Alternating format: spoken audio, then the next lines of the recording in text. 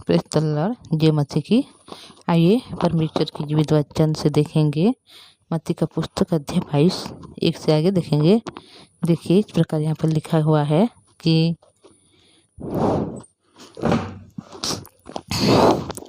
यीशु फिर उसने दृष्टांतों में कहने लगा, स्वर्ग का राज उस राजा के समान है जिसने अपने पुत्रों का विवाह किया और अपने अपने दासों को भेजा कि निमंत्रित लोगों का विवाह का भोज में बुलाएं, परंतु उन्होंने आना न चाहा। फिर उसने और दासों को यह कहकर भेजा, निमंत्रित लोगों से कहो, देखो मैं भोज तैयार कर चुका हूँ, मेरे बैल और पले हुए पशु मारे गए हैं और सब कुछ तैयार है, विवाह के भोज में आओ। परंतु ये अपेक्षा करके चल दिए, कोई अपने खेत को, कोई अपने व्यापार को। अन्य लोगों ने जो बच रहे थे उसके दासों ने पकड़कर उनको अनादर किया और मार डाला। सो भाई और बहनों, परमेश्वर पिता ने हर समय दृष्टांतों के द्वारा हमें सिखाना चाहता है और अभी एक दृष्टांत को दे रहे हैं कि विवाह के भोज का दृष्टांत। मतलब यहाँ पर इस प्रकार हुआ है कि परमेश्वर ने बोल रहे हैं कि स्वर्ग राज उस राजा के समान है जिसने अपने पुत्रों का विवाह किया।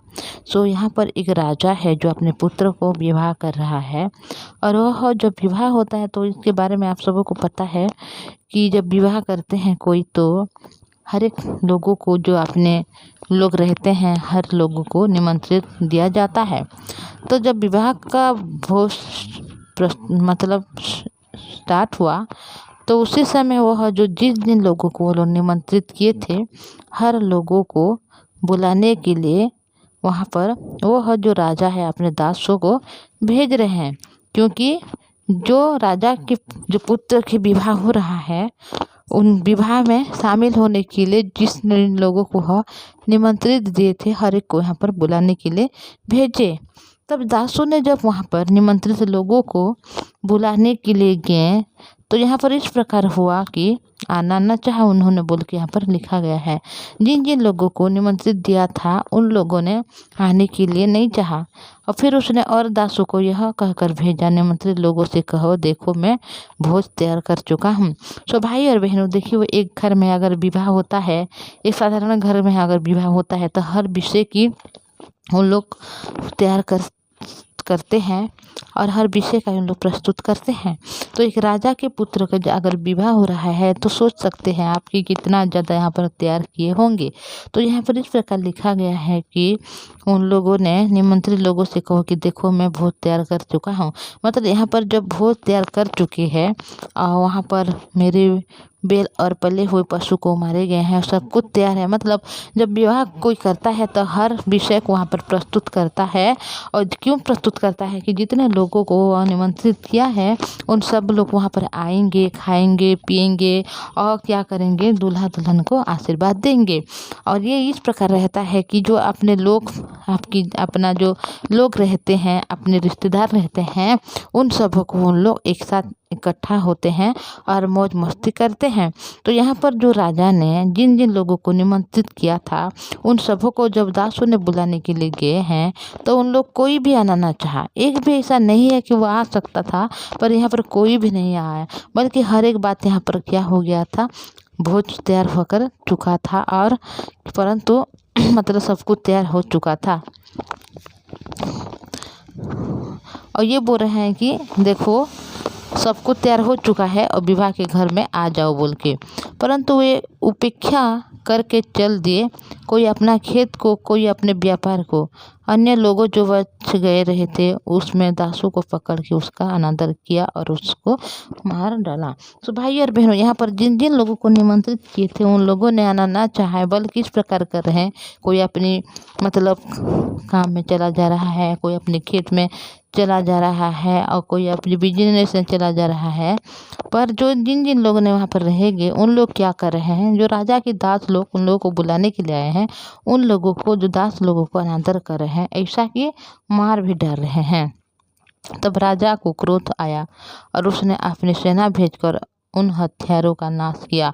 सो भाई और बहनों, जो अपने चेले लोग जाकर वहाँ पर ये निमंत्रित जो दिए थे पहले से, उन लोगों को बुलाने के लिए गए थे, पर उन लोगों ने नहीं आना चाहा और कोई व्यापार के लिए चला जा रहा है, कोई खेत में जा रहा है।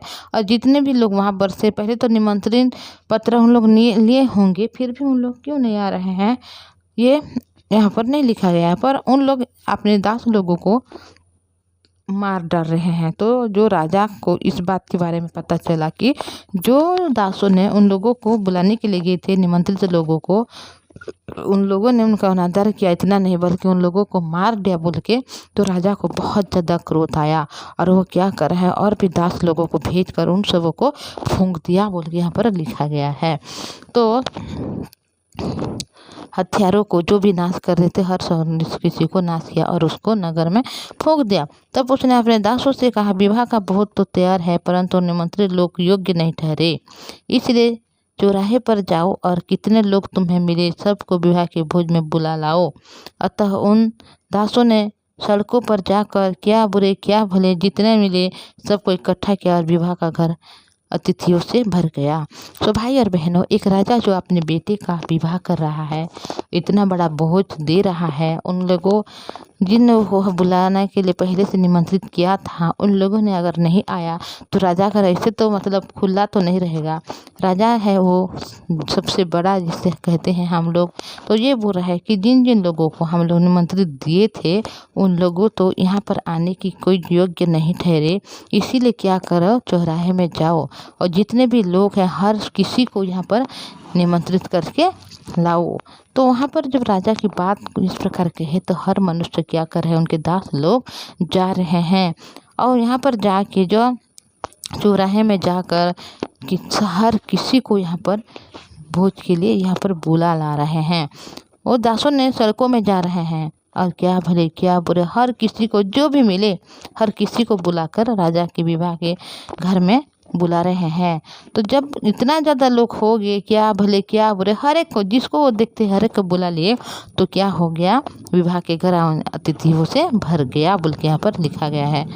जब राजा अतिथियों को देखकर भीतर आया तो उसने वहाँ एक मनुष्य को देखा जो विवाह के वस्त्र नहीं पहना था। उसने उनसे पूछा, हे मित्र, तू विवाह का वस्त्र पहने बिना यहाँ क्यों आ गया। उसका मुंह बंद हो गया। तब राजा ने सेवकों से कहा, इसके हाथ पांव बांधकर उसे बाहर अंधियारे में डाल दो और रोना और दांत पिसना होगा, क्योंकि बुलाए हुए तो बहुत है परंतु चुने हुए थोड़े हैं।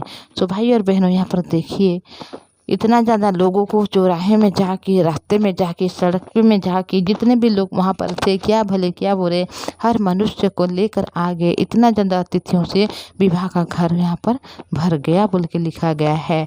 जब विवाह का घर भर गया तो उसी समय राजा ने उन लोगों को भेंट करने के लिए आ रहे हैं तो क्या देख रहे हैं कि एक जो मनुष्य है वो अपने वस्त्र पहने हुए वो विवाह के घर में आ गया है।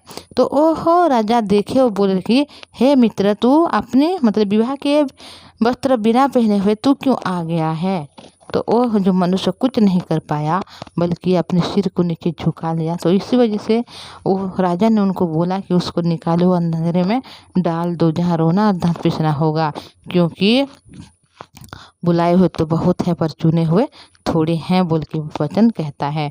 तो भाई और बहनों, एक राजा की जो विवाह होता है तो उस जगह में चाहे गरीब हो, चाहे जितने भी कंगाल हो, भिखारी हो, हर किसी को वहाँ पर बुलाए हैं।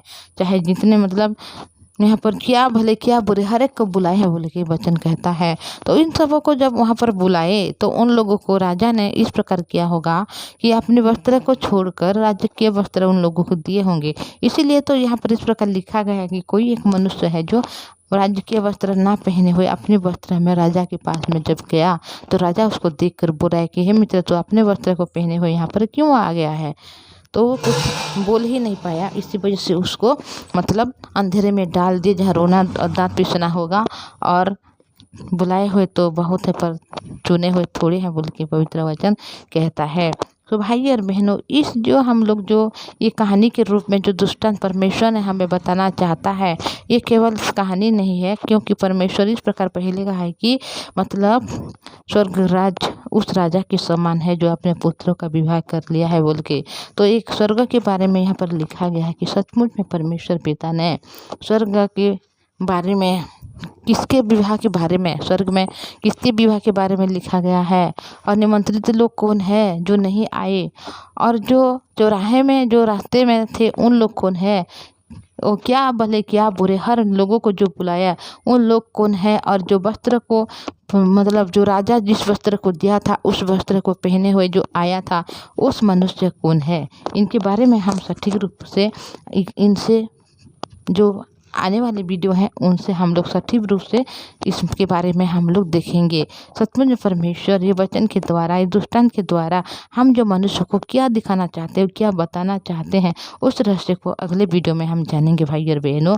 तो मैं आज इतना बोलूँगी, आगे हम इस वचन को बारे में देखेंगे। सचमुच में परमेश्वर पिता ने इस वचन के द्वारा हमें क्या दिखाना चाहता है, क्या बताना चाहता है। तो आइए आप लोग को रिक्वेस्ट करना चाहूँगी, अगर आप इस चैनल में नए में आए हैं तो इस चैनल को सब्सक्राइब कीजिए, लाइक और शेयर कीजिएगा। तो भाई और बहनों प्रार्थना करेंगे। धन्यवाद पवित्र परमेश्वर पिताजी, धन्यवाद करते हूँ आपकी दया करुणा के लिए। आप सर्वशक्तिमान परमेश्वर, राजाओं का राजा, प्रभु का प्रभु, पवित्र प्रभु जी, आपने हमें संभाल कर रखा, अनुग्रह आशीष को दिया। हर समय हर पल आप हमें संभाल कर रखते हैं। आपके जीवित वचन को जब हम पढ़ते हैं प्रभु जी की राजा के पुत्र के विवाह के बारे में हम देखें प्रभु, पर आप ही दया अनुग्रह आशीष दीजिए प्रभु कि हम इस वचन को जो एक अगले वीडियो में पिता परमेश्वर संपूर्ण रीति से उसके रहस्य को जानेंगे, उनको सुनने वाले भी बने प्रभु। हमारे भाई बहन जो इस वचन को सुनते हैं प्रभु जी, उन सबों को दया दीजिए ताकि उस वचन को सटीक रूप से ग्रहण करने वाले बने प्रभु जी। वो आपके जो जीवित वचन के द्वारा आप हम मनुष्य को जो भी बातें सिखाना चाहते हो प्रभु जी, उस हृदय को जो देना चाहते हो इस हृदय को हम लोग ग्रहण करने वाले बने प्रभु जी। हमारे भाई बहन के जीवन में हर दुख को आपने दूर किया, आशीष किया, अनुग्रह दया देकर हर समय हमें संभाल कर रखा, इसलिए धन्यवाद करती हूँ। यीशु के नाम से ये प्रार्थना मांगती हूँ, आमीन। सभी को प्रेज़ द लॉर्ड, सभी को थैंक यू।